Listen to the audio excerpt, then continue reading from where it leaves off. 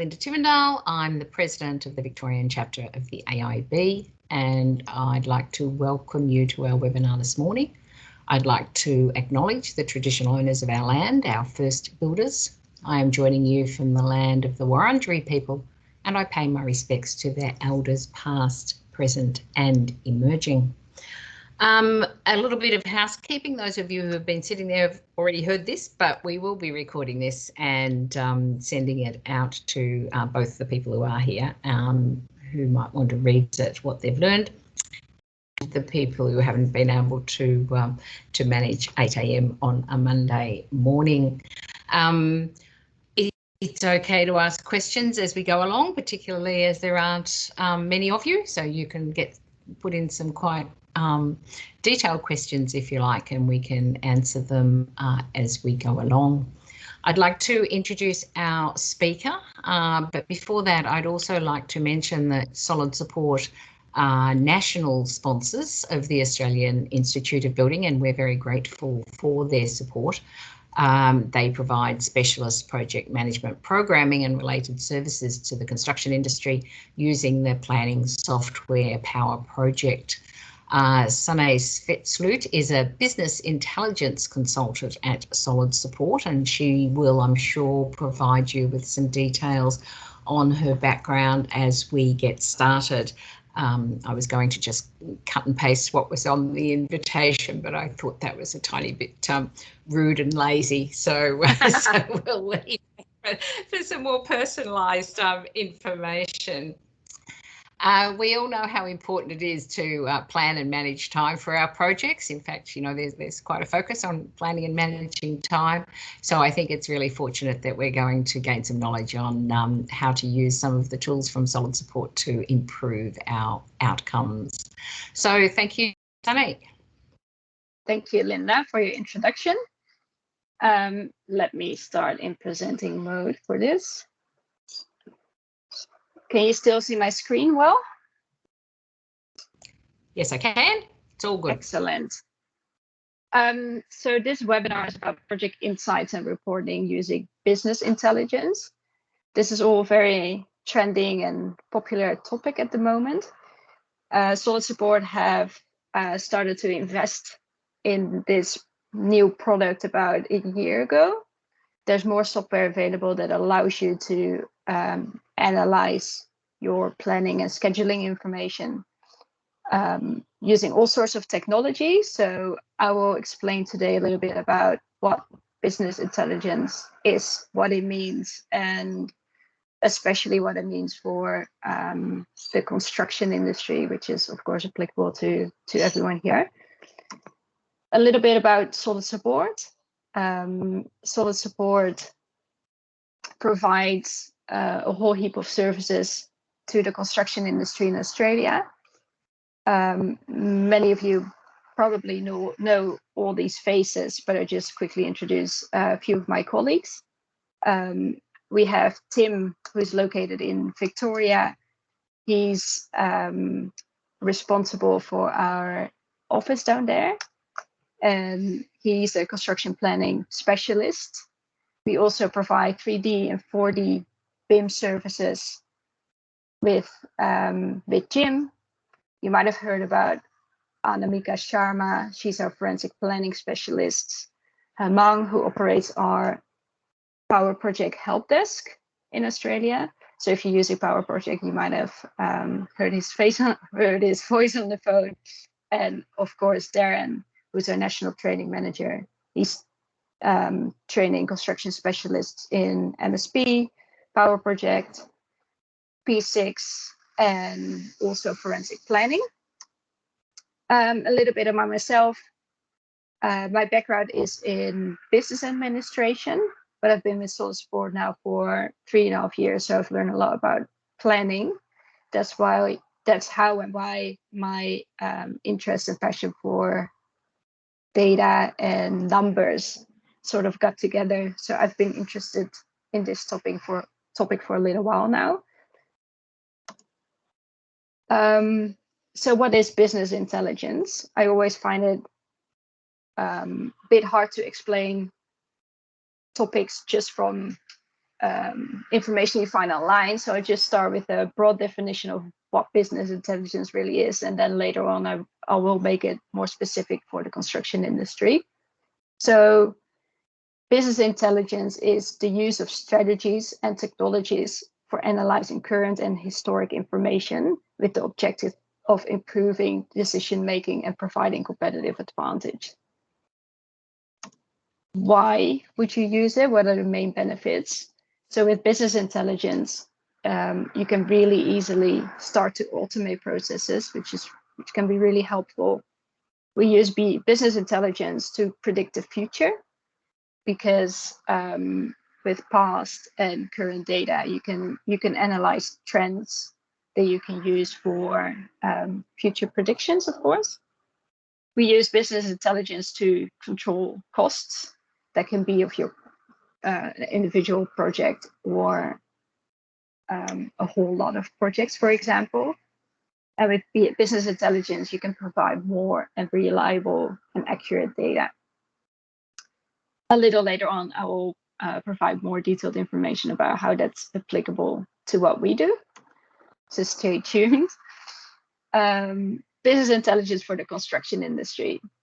As you already noticed, probably, business intelligence has increasingly popularity within our industry. It's relatively new in construction, but not for other industries. You see it a lot in, for example, finance and sales and marketing.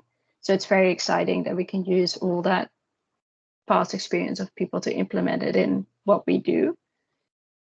As we all know, construction projects are often complex and complicated to understand, especially if you work with programs that have thousands of tasks and links. But the good news is all those programs are stacked with useful information. And if you manage to extract all of that data for your program and maybe from your whole portfolio of programs, you can gain a lot of interesting insights into what you're doing and what your company is doing. So here's a little bit of a comparison between using a traditional way, and a traditional way means doing your programs and reporting using your project schedule. So the focus here is mostly on one project. It could be a few projects if you're managing a few projects, but it's really hard to get all the information on one page. So what usually happens is that once you start reporting, you copy some key metrics from the program to an Excel sheet, for example. I've seen quite advanced reports in Excel coming from this traditional way. And what usually happens is that there's monthly presentations at the head office to senior management and directors to show where the project is at and what the status is. If you compare that to the data-driven way, there's usually a focus on one project, but also really easy to start comparing a whole portfolio of projects. One of the main benefits is that you can set up your technology and software in a way that it automatically updates your reporting and your schedule. So what that means is once you've updated and statused your program, you can refresh your report, and all the graphs and visualizations that you're using are automatically updated. So it pulls the information from your program to a dashboard, which means that senior managers and directors have 24/7 access to up-to-date project status, which is really, really good. So what does it look like? What are we trying to do here? What I've mentioned before, you want to have all the information that's stored in your program to be shown in a good looking a professional dashboard. So here's a little bit of an example how you can, what it would look like in a program and what it would look like in a dashboard, for example. So here we go back to the main benefits and what it means, what it can mean for us. To go back to the first one, but business intelligence can automate processes. So how would you use that in what we do? You will have all your projects in one central overview, so you don't have to skip through individual projects to see what the current status is of 1 or 10 or how many you would like to review. As mentioned before, you can have this updated automatically. Use BI to predict the future. You can use the dashboards to help and identify and to manage risks. Another big benefit of this is that you can, if you have all your information readily available for you, you can start to benchmark historic data, which means you can calculate and analyze durations, for example, for common tasks, and see how that usually, how long you usually take to do a specific activity for a specific job, and then use that information to create programs for the future. You can track your costs and reduce spending, which allows you to prepare more accurate estimates in the future again. And you can use BI to provide more reliable and accurate data. With all these dashboards available to you, which are accessible by management, but also by the planning teams, you can start to optimize the way you schedule and plan and work together. So automate processes. I'll just note here that I will show you a real life example in a few minutes. So I'll go through the dashboard that you see over here, so you can see what it would look like in for real. So as I mentioned before, business intelligence dashboards allow you to have all your projects in one central overview. As you can see in this example, this one's got 3 projects. It's really easy to see within a minute what's happening here. You have a start date, your finish date. There's no variance at this point of time, but it would track it. There's a buffer usage, which is all really interesting. So as I mentioned before, so these projects will be linked to these dashboards. So if you have status updates throughout the week, for example, for all 3 of them, and by the end of the week you update your dashboard, or your metrics will automatically update. Use this to predict the future. So this is another overview which focus more on identifying and managing risk. In this example, you can see a good example of tracking baseline versus current. We have a critical and float analysis and a schedule quality score. These are all graphs and visualizations that you can set up, for example, in Power BI. And there's a whole lot of calculations behind this, which allow for these dashboards. So it means that you extract all your information from your schedule, and then in Power BI, you get a broader understanding of what's really happening. And as I said before, you can use this information to start benchmarking historic data for future use. In this overview, you can see, for example, a finish date and baseline finish date and a current finish date for example, your civil work or design. Once you have this information available, for example, from 30 projects or less or more, you can start to see patterns and average durations where you can use very easily in your future projects, which can be really powerful. We can also track costs and reduce spend and prepare more, which allow for preparing more accurate estimates. So here's a few examples of how we can track resources and costs. So all this information comes from schedules and are nicely designed in a way that you can easily make sense of the information. A really powerful tool is to show S-graphs, S-curves in Power BI in the dashboarding tool to show how your costs are flowing throughout your project. I know this is possible with a lot of scheduling software, but if you could show this together with all sorts of other graphics, it's really easy for you to understand what's happening with your project. The resource day effort is another really powerful graph that we can set up to show what kind of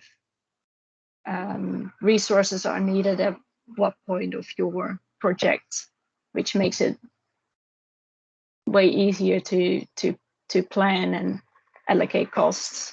Certainly when you have clashes, for example.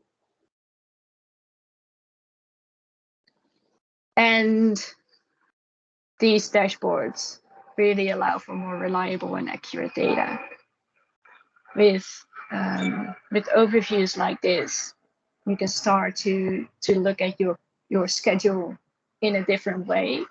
As I mentioned before, you can use these to get a better understanding of what's happening in your program and your project. You can use all sorts of calculations and graphs to show things that might not be very visible when you look at the individual schedule or a whole, if you start to compare a whole lot of program schedules. So what we do here, and there's a few other examples that I have, is that we can see easily the differences, for example, between your baseline finish and current finish, which is really valuable. I really like these traffic lights indicators, just to show where things are maybe going wrong or falling behind. And with these dashboards, you can really drill down into the information you need. You can just focus on a single month, for example, or a single discipline or activity where you want to focus on. So right now, I'm going to show you 2 examples of dashboards that I have.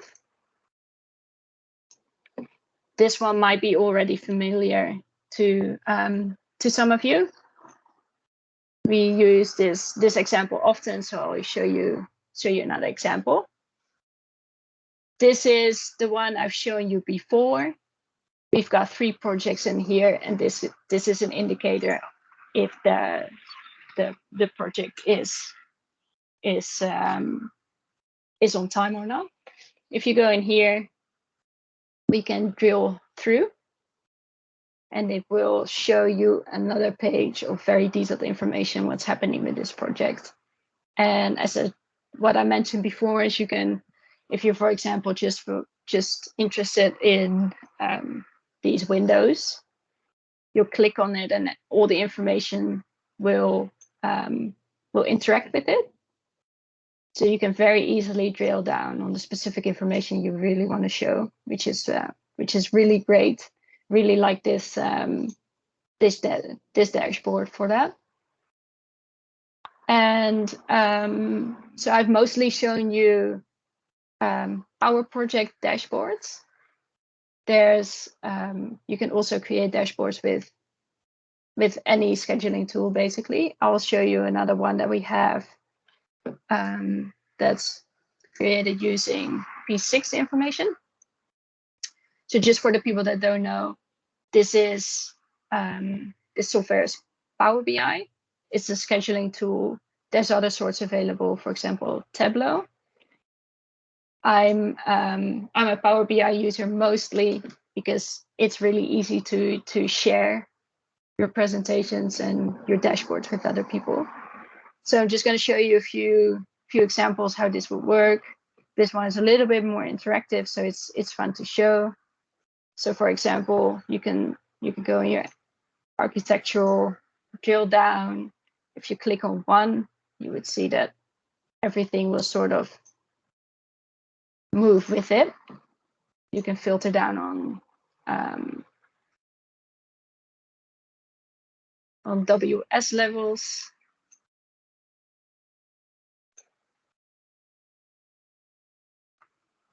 Which makes it really easy to just have a close look at the topics you're interested in at that moment. You can make your dashboards available to basically anyone.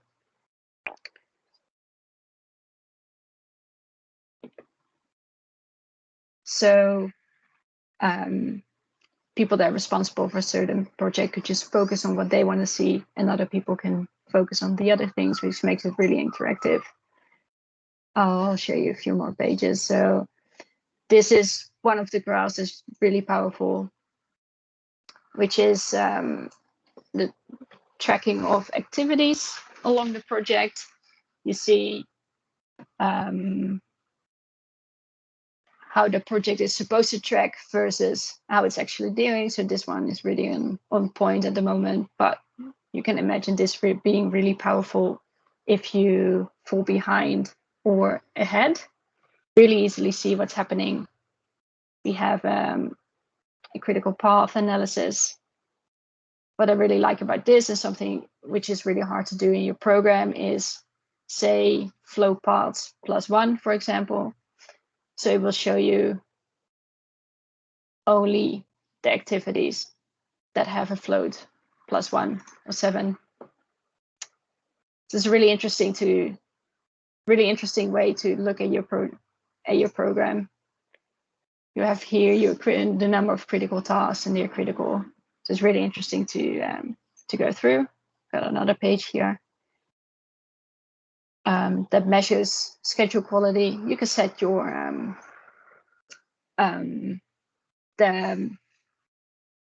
the calculations behind this, and so the accuracy, you can set it all yourself, which is really good. And these are all status programs that are being loaded in this dashboard. So this is an example of P6. I'll just go back to my presentation because I want to tell you a little bit more about the different ways of doing this.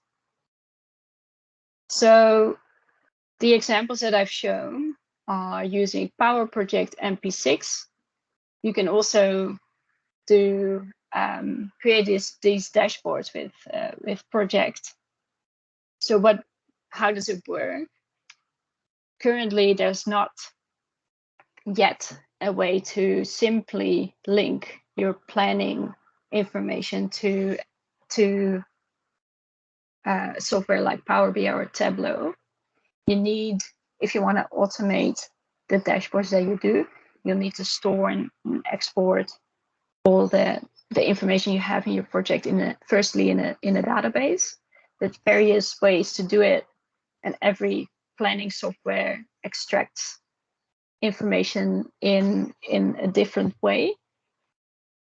So when you get started in this journey, it's really, really recommended and good to start teaming up with your IT team. Some people are themselves quite technically advanced and capable of doing the themselves. It's usually just the beginning to implement your way of work using a database. When it's all set up initially, it should all flow automatically. So it's really just the setting up.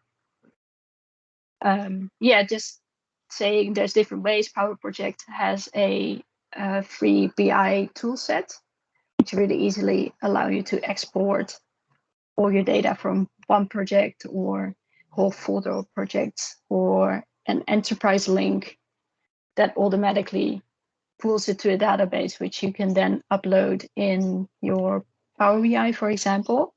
For MS projects, you can export in Excel, for example, which is also a way to import in Power BI, but it's really hard to automate that. You have Access database from Microsoft, which you can use, and then P6 has a whole heap of ways you can automate your process using databases, which is a little bit easier in P6 because it's already linked to a database. So yeah, where to start? What I've mentioned before is it's really good to link up with your IT specialists. But what I would recommend first is presenting your ideas to senior management. These type of projects is not really something you set up in a day or a month. It's usually, if you really want to implement this in your organization, it's a long-term project that involves various layers in your company.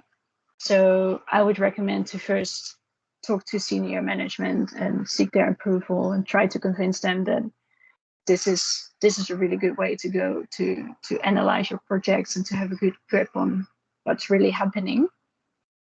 Next up, you'll need to get the right expertise in-house or find an external party that can assist. As mentioned before, this is all quite new in our industry. So it's really good to, you can find out many things yourself, but it would take you a while because the information that you can find online is not very readily available. So it's really hard to find out what you need and what the best way is for your company, because it really depends on what kind of software you're using and want to use. So I would really recommend hiring the right people for this or seek an external party that can help. And then start off with a project group with, for example, senior planners, which is really, really important, business intelligence specialists and IT specialists to start working on what you want to get out of this. And then it shouldn't be too complicated to set all this up, and so you can start really measuring what you're doing, what your company is doing, and gain a lot of benefits of using all this data that you're already storing to your advantage. That's it from me now. Are there any questions?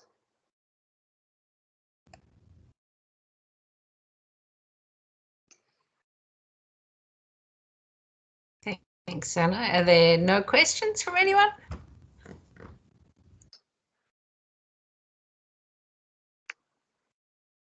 I have some questions. Yes.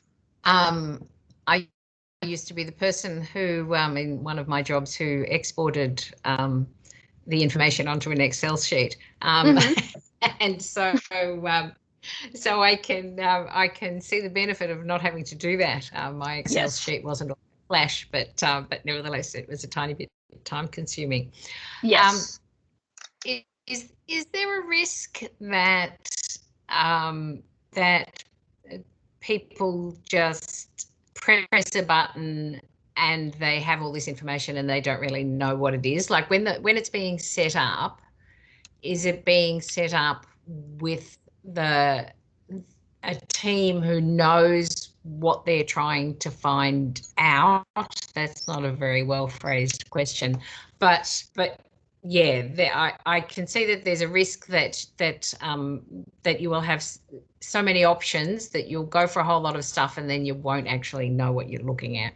Yes, absolutely. That's why I recommend in the first instance always to start off with a dashboard that's really that looks a lot like the way you're reporting now.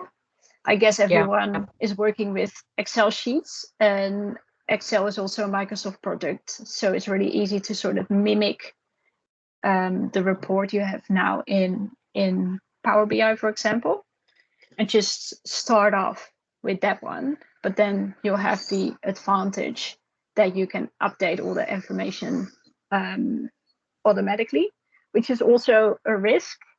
So what you will notice is that when you start setting up dashboards for your organization, it's really important to have a good process system in place that tells who's responsible for what, especially the approval of programs to be ended up in the dashboard. Because you can imagine if you start updating your program and you leave it halfway and it pops up in your dashboard, it's only half of the truth. And as soon as the information in your dashboard is not accurate anymore, it's not a very reliable tool. So that's definitely something you have to take into account. Do you think that, I mean, I loved it. I could imagine, yeah, a bit like going down the rabbit hole of, well, I'll just check this and I'll just check this and I'll just check this. Is there a sort of size of either company or project where it would kick in as being of value, or? It really depends. What I see most is that there's either a dashboard that has really high over information for a whole portfolio of projects, where you just have quite simply start and finish and track the differences in how you're going along the way. Or for very big projects, you can set up a more detailed report that you can sort of zoom in, which is a little bit easier, because if you're only working on one project or one big project, you'll know really the ins and outs of it. So it will be easier to understand all that information that can be stored in your visuals. Also, I always recommend having a data specialist working in your project group. So if anyone has any questions or gets a little bit disturbed by the amount of data and can't really make sense of it anymore, that there's always someone around that can really explain what that data means, and if there's something that something interesting to see or to analyze, that someone can point that out for you. Because that's a second thing, of course, is that you have all this information available to you, but what are you going to do with it? What are the triggers that you have to watch? You had data on quality. What sort of information feeds into that? Like, how do you, what are you measuring there that pops up as the percentage of quality? So I'll go back. So this is, for example, showing high durations. So you can see here, this is all your durations that are longer than 44 days. So these are all metrics that you can set up yourself. So you can, this one has 44, but you can make it 50. And then there's all these calculations in the back, and you just adjust the number, really. So it's all, this is just an example of what you can do, but you can all make it fit the way you want it, the way you're used to calculate and show stuff within your own project. Yeah. How long does it take to like, assuming that the organisation that you're involved in is all on board with it and says, yeah, go with it. Yeah. How long does it take to sort of set up and to understand what it is you're trying to find and how to, how to use it, I suppose, or how to make most of it? Yeah.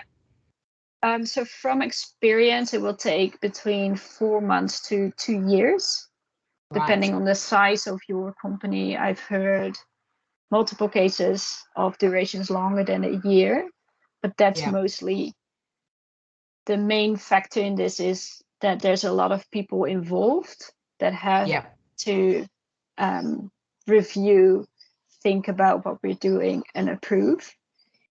So there's a lot of progress, and then there's a lot of step backs, and then you progress a little bit. So you'll see in the beginning that you make a lot of good steps, but then you usually get pushed back a little bit and make it, which means you really make it better. And what I like most about this is that once you start doing this, especially if it's if you want to compare a whole portfolio of projects, is that you have to understand that you can't magically make data appear in these dashboards. So it's really just a reflection of what's stored in your program. If you're not tracking any resources or costs, there's no way to show it in here, right? Yeah. Yep. So what we see a lot is that there's not a consistent way in which companies do their planning and scheduling. Yeah. So if there's no consistency in how you do it, there's also no way to consistently show your progress. So that's usually one of the things that really happens, is that when companies start these projects, about halfway through, they really realize that they would like to improve the way they plan, especially a little bit about processes and templates that are being set up. And then eventually you'll also have the benefit and the added value of doing planning better, which is a little bit annoying in the beginning. It can be a real struggle, but eventually you get a lot of benefits from it. Yeah, and I would imagine that in that beginning bit when you're setting it up and having setbacks and improving it, that you're still able to use it in whatever form it is, but then you would realize that, well, no, actually we'd rather measure this, or we'd rather do it this way, or we don't have those resources, so we have to add something to how we plan. Yes. So that's why I recommend to start off with a dashboard that looks a lot like the reports you now might do in Excel. Yes, that's something you're already used to. You know the information, you know the way you report. And then especially if you have some specialists on your team that can start to recommend different ways of looking at your data, and maybe slowly add a few things here and there. So it keeps improving, because that's really possible with this. Yes. Yeah. No, I think I think everyone should do that. It's the type of thing where on first glance it looks like, oh my goodness me, this is just overly complicated. I've already got a good Excel spreadsheet here. Why would I do this? Yes. But in reality, it almost takes you back to the first principles of, well, what's the purpose of our plan, and what are we attempting to find out, and does our Excel spreadsheet with its little graph actually show us that, or is it just a document that we produce, put it in the monthly report, and say, there it is, we've done it. Yes. This one allows you to actually think about what you're doing in the beginning, and then just build on it. Yeah, and to be honest, these reports, like these pretty reports, can also be created in Excel. Very advanced Excel users could easily do this as well. But then the main benefit of working with these software is that you can very easily share. Yeah. If you work in Excel, you can send your Excel sheet, and maybe you put it in OneDrive, but then you always have the risk of like people working in it maybe, or Yep. it's not as easily shareable, whereas Power BI has the advantage of really publishing it online. You can publish it on your SharePoint internal website, intranet, for example, and you can give security levels and authority to certain people to view whatever you want them to view. So people can just go to your intranet and start to see this information and get familiar with what you're doing. You can create, you can have this information in an app. So for example, you wake up, you check the app, you really see what's happening, and that's it. There's no need for monthly meetings anymore where everyone has to come from site. It's a lot of time that can be won by implementing a system like this, which is really great. No, I really like it.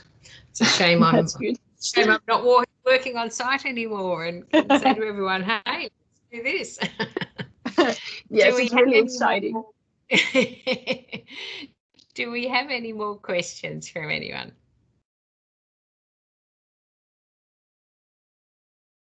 Oh, Reza's got a question there. Are you able to unmute yourself, Reza?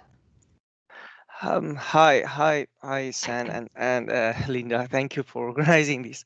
Sorry, I was a bit late joining this session, so please excuse me my ignorance if I.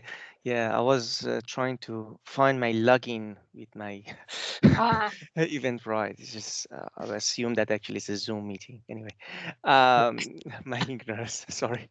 I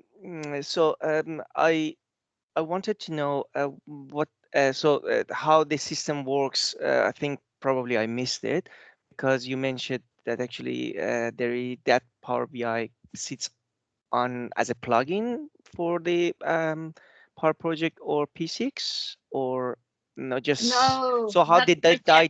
data entry goes? Yes. So that's why I was. No, that's okay. So here's a little bit of an overview. Mm-hmm. So, for example, I'm using Power Project, MS Project, and P6 as an example here. So there's various ways, right? However, the best way forward is to, if you want to automate your process, is that you have to store your data first in a database, and that's a little bit the tricky part at the moment. There might be better solutions in the future, but for now it works a little bit technical, but that's just the first like setup of the system. After that, it's really about refreshing your Power BI and it will just grab all the right data.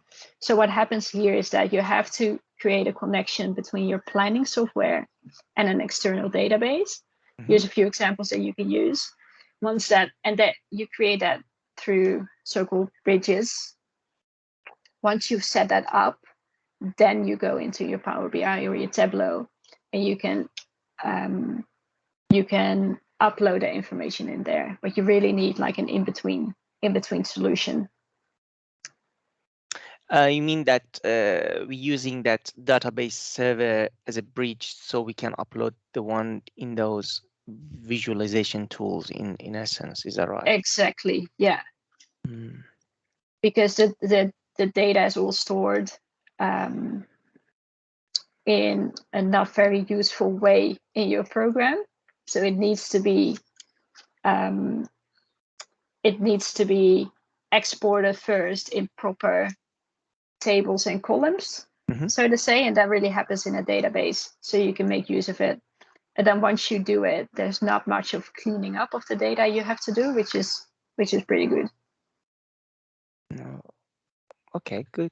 And and then when you said so the server talks automatically with the Power BI, or just we need to? Okay, gotcha.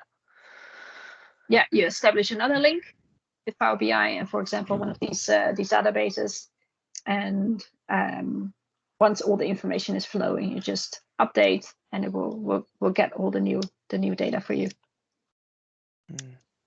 Good, but for example, the P6 actually talks with database by itself, so yes, kind of easy in that sense in some solutions probably. Yes, it's quite easy to if you already have a database system in place for P6, it's just getting that bridge connection into Power BI, and you're good to go. Well done. Thank you. So that's Thank you. really great. And then Power Project has created a tool to make it almost as easy, which is awesome. Awesome. Thank you very much. Sorry for me. No worries, no worries. Happy to answer anything. Thank you. You're welcome. Okay, do we have any more questions?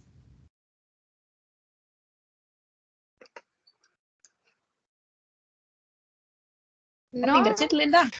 I think that's it. So thanks very much for giving up your Monday morning for that. Yes. I really enjoyed that. I'm all enthused. Before we go, for those of you who are here who are not members of the AIB, get in touch and I can have a chat to you about the benefits of becoming an AIB member, and also what you'd like from us, so that we can provide benefits that are of more value to you. You'll all receive a follow-up email with links to this recording, plus contact details. So again, you can also contact Solid Support if you're after further information. This is the AIB's last webinar CPD type event. We do have our annual Professional Excellence Awards on Friday night of this week in Melbourne. I think there are still tickets available, but in any case, check the AIB website and you'll find out about that. But again, thank you all for coming. Thank you very much, Sunny, and we'll see you all in 2022. Okay. Yes. Thank you. Thanks, everyone. Thank you very much. Bye-bye, everyone. Bye. Bye. Bye.